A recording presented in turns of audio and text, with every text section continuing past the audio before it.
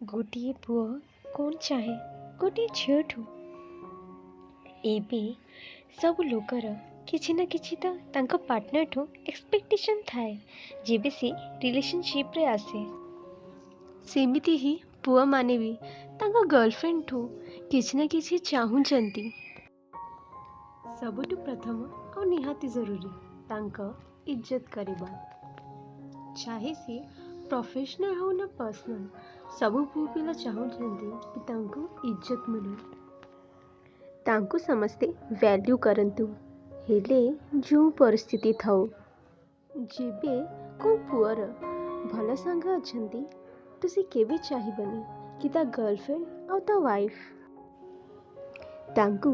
तांका सांग मानठू दूर को जीवाकू कहू एवं तांका समय दबाकू मना करू एबे सब पुओ पिला मानकर पास्ट भल न थाए समस्ते किछि ना किछि भूल तो करंती जो थेरे से किछि ना किछि तो शिखंती जो लोक जेमिति अछंती तांको सेमिति ही भल पाइबा कथा एमिति न भावी कि साथी रे रही रही तांको बदली दबी हाँ